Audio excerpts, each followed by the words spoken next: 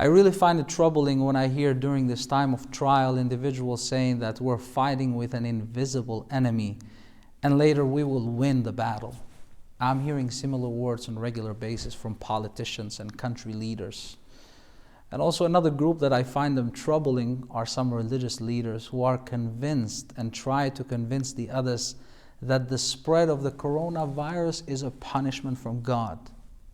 First, let me say a few words to those who consider the virus a war and mention that we will win against this pandemic. You see, everything good or bad comes from God. Muslim believers view everything as a test or trial from God, including good health, weak health, poverty, richness, and even life and death. This is mentioned in the Quran in Surah Al-Mulk, where God says, الَّذِي خَلَقَ الْمَوْتَ وَالْحَيَاةَ لِيَبْلُوَكُمْ أَيُّكُمْ أَحْسَنُ عَمَلًا. He who created death and life to test you as to which of you is best indeed. So the virus for the Muslim believers is not an enemy, but a test. And the one who sends this test is not an enemy, but the Creator. And we do not fight with our Creator, but we submit in peace. As a matter of fact, any sickness that strikes the Muslim believer purifies him or her from the sins. And the greater the pain or suffering is, the more forgiveness is bestowed to the Muslim believer. If the believer passes away from that sickness, that person passes away as a martyr. And martyrs, they have a high station with their Creator in heaven. Our beloved Prophet Muhammad, peace and blessings be upon him, said, no fatigue, nor disease, nor sorrow, nor sadness, nor hurt, nor distress befalls a Muslim, even if it were the prick he receives from a thorn, but that God expiates some of his sins for that.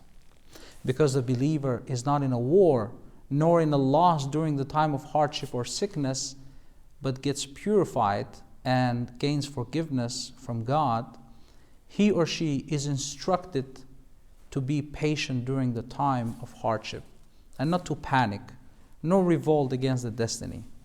Our beloved Prophet Muhammad, peace and blessings be upon him, mentioned, عَجَبًا لِأَمْرِ الْمُؤْمِنِ إِنَّ أَمْرَهُ كُلَّهُ لَهُ خَيْرٌ وَلَيْسَ ذَلِكَ لِأَحَدٍ إِلَّا لِمُؤْمِنٍ إِنْ أَصَابَتْهُ سَرَّاء شَكَرَ فَكَانَ خَيْرًا لَهُ وَإِنْ أَصَابَتْهُ ضَرَّاء صَبَرَ فَكَانَ خَيْرًا لَهُ.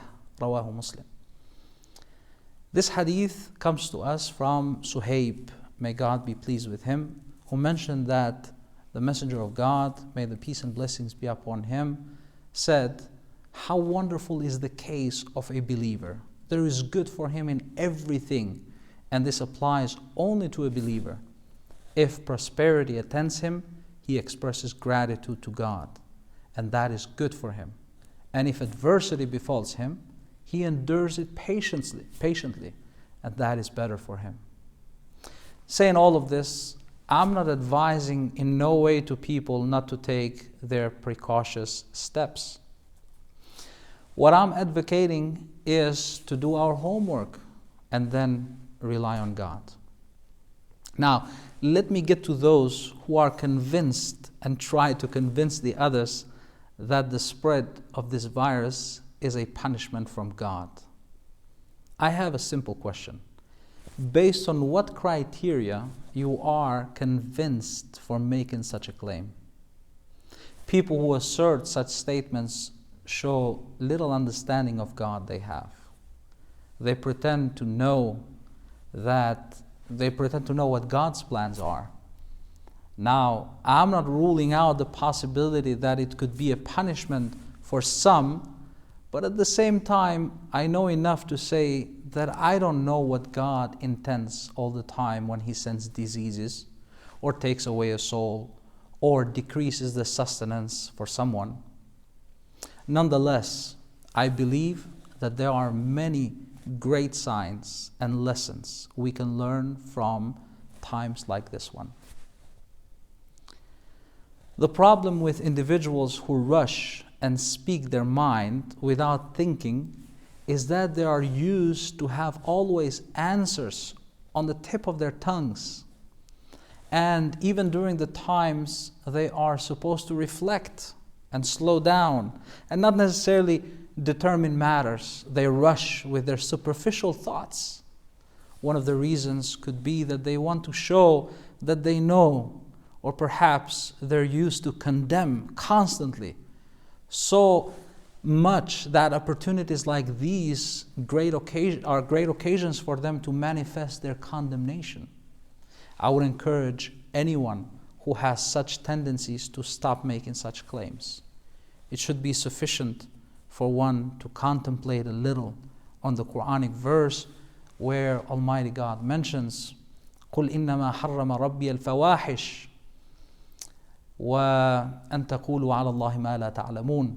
So it's a verse that I mentioned only the beginning and the last part, which says, say, the things that my Lord has indeed forbidden are the great evil sins. And it goes on with the list. And in that list is also saying things about God which you have no knowledge. Next time we will talk about lessons to learn from the spread of coronavirus, COVID-19. Until then, may God strengthen your heart and preserve you and your loved ones. Ameen. Wassalamu alaikum wa rahmatullah.